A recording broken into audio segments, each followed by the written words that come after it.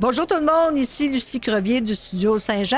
Nous sommes présentement au Boulodrome des Deux-Rives et nous allons rencontrer M. Canache qui va nous donner toutes les informations au sujet de ce qui se passe ici et de l'ouverture et de la possibilité de pouvoir jouer à la pétanque. Ici Louis Lemieux, votre fier député de Saint-Jean. La chaîne YouTube ou Facebook que vous regardez en ce moment, c'est Studio Saint-Jean, la chaîne télé de votre député au service de la communauté.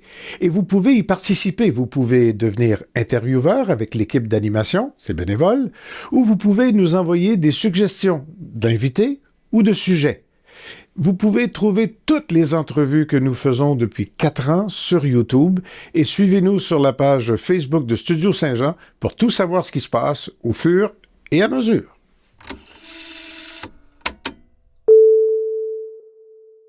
Bonjour M. René Canache, directeur du Boulodrome des Deux-Rives. Bonjour. Parlez-moi donc de votre mission. Notre mission ici, c'est de... Le but est de briser l'isolement, d'impliquer les gens à se déplacer, à venir se détendre, puis faire des rencontres, des rencontres avec des gens, de sociabilité, et puis qu'il y ait du plaisir. On est ici pour avoir du plaisir. Relever des défis aussi.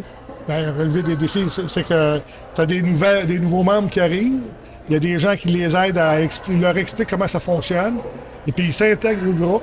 Et puis à partir de ce moment-là, mais de plus en plus, ça se parle. Les gens adorent ça. Ce ne sont pas juste des spécialistes qui viennent ici, des gens qui pratiquent la pétanque tous les jours? Non, on a eu beaucoup de nouvelles personnes qui n'avaient jamais joué cette année, qui sont venues s'inscrire, et puis on les voit régulièrement toutes les semaines. C'est bien. Ouais. Est-ce que vous fonctionnez l'été? C'est quoi votre créneau? Disons que l'été, on a fait une tentative. Ce qu'on a fait, c'est qu'au tout début, on a eu l'ancêtre tard de l'année passée. Et puis, on avait 1 mois et demi pour, ni plus ni moins, faire des tentatives, des tests pour voir comment ça fonctionnerait. Puis, il y a eu un groupe de 70 personnes qui sont venues jouer durant l'été à la grosse chaleur, parce qu'on n'a pas un air contrôlé ici. Ça serait préférable, mais pour l'instant, on n'a rien de ça. Éventuellement, on espère de pouvoir ouvrir 12 mois par année. Mais cette journée-là, il faisait 37 à l'extérieur, 35 à l'intérieur. C'était étouffant. Fait que là, on est en train de regarder si on ne peut pas améliorer le système, mais c'est pas pour tout de suite. Disons que c'est un investissement assez coûteux. Une partie de pétanque, ça dure combien d'heures? C'est variable. Ça peut varier entre 2h30, 3h, 3h15. C'est 3 parties, en fait, de 13 points. Fait que le premier qui atteint 13 points gagne la partie, mais des fois, ça peut aller rapidement. Tu peux faire 5 points un coup, et puis l'autre coup, tu fais 3 points, tu es déjà rendu à 8, et tu en manques 5 pour compléter le match. Mais si tu prends un match, que c'est des joueurs qui sont équilibrés, les deux équipes sont équilibrées, à ce moment-là, tu as 1 point ou 2 points à chaque fois qu'on joue une séquence. Là, à ce moment-là, ça peut être assez long. C'est plus sportif qu'on l'espère, qu'on le pense. Mais les gens, ça leur fait faire de l'exercice. Et puis, comme je vous dis, c'est du social. Les gens peuvent discuter. On a de la cafétéria ici qui peuvent venir prendre un café entre 2 matchs. Ils peuvent prendre 5 minutes, prendre un café, jaser. Il n'y a pas de problème. Tout le monde peut disons, jouer à sa force. On essaie d'équilibrer les équipes. Et ça va bien. Puis comment ça fonctionne en réalité? Si moi, je viens ici, je connais personne, qu'est-ce que je fais? Premièrement, on va vous faire visiter l'espace dans l'enceinte ici. Ensuite de ça, on va vous expliquer aussi, on a une feuille de règlement. Vous pouvez pouvoir regarder pour lire comment ça peut fonctionner, mais on va vous expliquer comment ça fonctionne en même temps. Puis là, les règlements, c'est de vous familiariser avec ça. Pour être membre, c'est une carte de 25 $. À chaque fois que vous venez jouer, ça vous coûte 2 $. Si vous n'êtes pas membre, vous pouvez venir jouer, et ça vous coûte 5 $ à chaque fois que vous allez venir jouer. On accepte aussi les groupes. S'il y a des groupes qui veulent arriver et ils veulent jouer, s'ils sont membres, ils vont payer prix membre, mais s'ils ne sont pas membres, ou s'il y en a qui sont membres et d'autres qui ne sont pas membres, ils vont payer prix membre ou pas membre. Puis on peut les isoler sur une section de la place pour qu'ils puissent jouer ensemble. Parce que souvent, quand ils viennent en groupe de même, ils ont des amis ou de la famille, mais ils veulent jouer ensemble, ils peuvent pas qu'ils veulent pas se mêler aux autres, mais disons que c'est plus simple pour eux autres, parce que des fois, ils ont leur propre règlement, on les laisse aller. Dites-moi, M. Canache, j'ai pas de boule, j'ai jamais joué. Qu'est-ce que je fais? Je suis pas marde non plus. Bon, ben, à ce moment-là, ce qu'on peut faire, c'est... moi, personnellement, je vous laisserai essayer. Je vous placerai avec des gens pour que vous puissiez l'essayer. Je vous prêterai des boules. Et puis, à ce moment-là, vous pourriez évaluer comment... Disons, il n'y a pas de problème, en fait, de capacité, disons, disons, être meilleur qu'un autre, c'est d'avoir du plaisir. Fait que les gens ils vont vous aider, vous allez voir aussi les gens de la façon qu'ils jouent.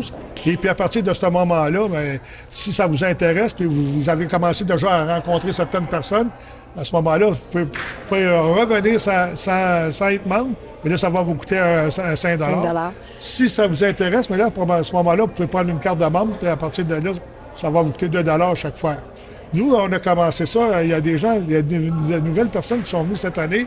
Et puis, ils ont pris leur carte de membre après avoir essayé. Et puis là, aujourd'hui, ils ont du plaisir. Ils se sont fait des amis. Et puis, il n'y a pas de problème là. C'est une bonne façon de passer son temps. Ah oui. On est ouvert 5 jours semaine, tous les après-midi. Fait que vous pouvez venir tous les après-midi si vous voulez. Par contre, si vous pouvez venir disons, 2 jours par semaine, c'est comme vous voulez. Ça va vous coûter, si vous êtes membre, ça va vous coûter 4 $ pour les 2 jours, en fait. Mais il n'y a pas de restriction comme telle. Là. Vous êtes ouvert du lundi au vendredi? Oui, le lundi au vendredi, les après-midi seulement. Avant, on avait 2 soirées, mais il n'y avait pas assez de monde. Puis là, il y a des gens qui sont bénévoles. Si tu viens pour 6 personnes, à ce moment-là, c'est pas plaisant pour personne. Tandis que là, dans l'après-midi, on a toujours un passage à la semaine entre 120 et 140 joueurs dans l'après-midi. Il y a aussi des réservations qu'on peut faire soit le soir ou le matin, si on est en groupe ou une compagnie. À ce moment-là, on a des blocs. C'est le bloc le matin, le midi, l'après-midi ou le soir. Et puis, dans le bloc, disons que une compagnie va réserver un bloc pour le soir, mais il y a des prix pour ces compagnies-là.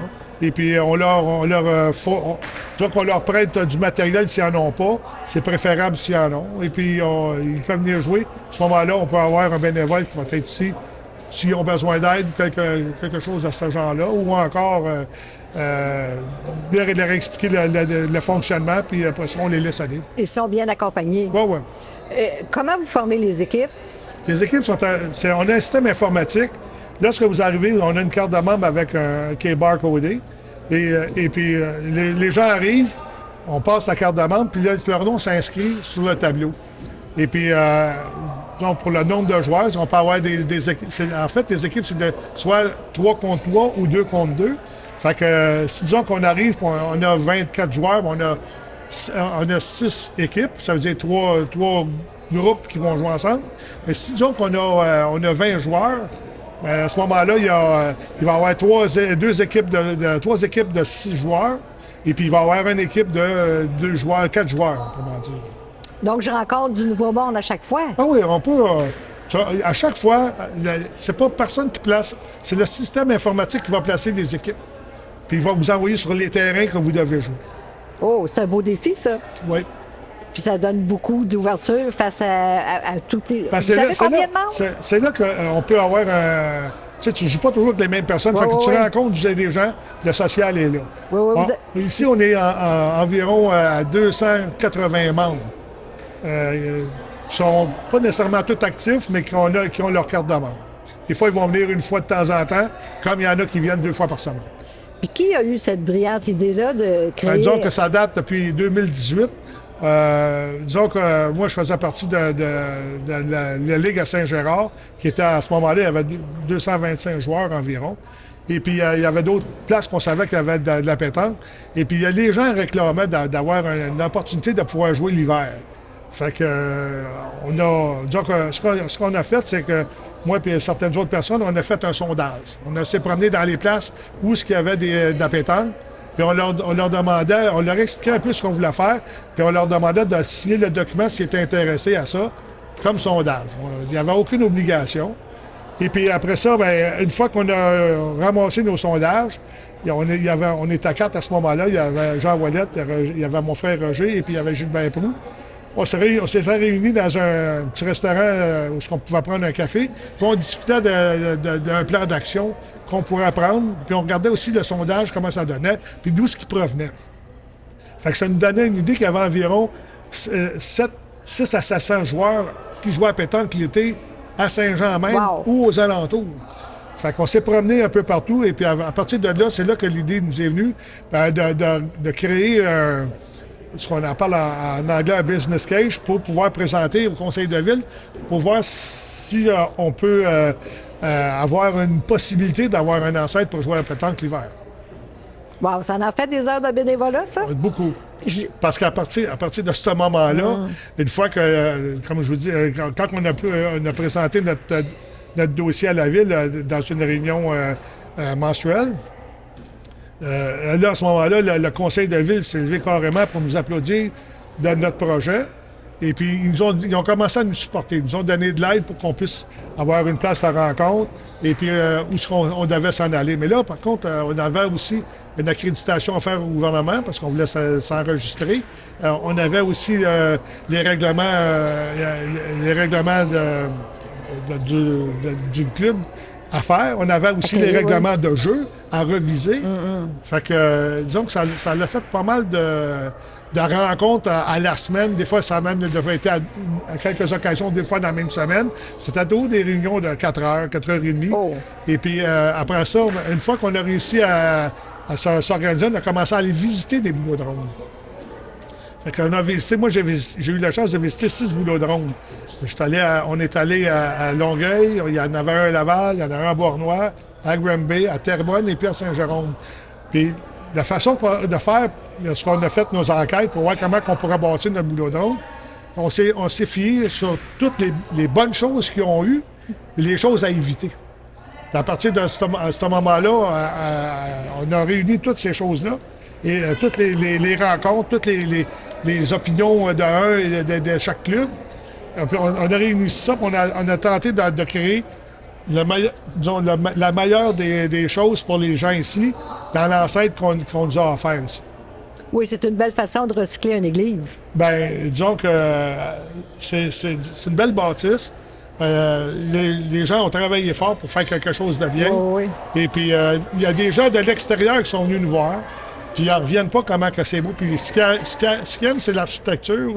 On a regardé aussi les bancs, des bancs d'église, les fenêtres, on n'a rien changé. Puis la hauteur, ils apprécient la hauteur parce que quand tu joues à pétanque, il y en a qui jouent la balle assez élevée, les boules assez élevées, mais là, à ce moment-là, ils ont de l'espace en masse.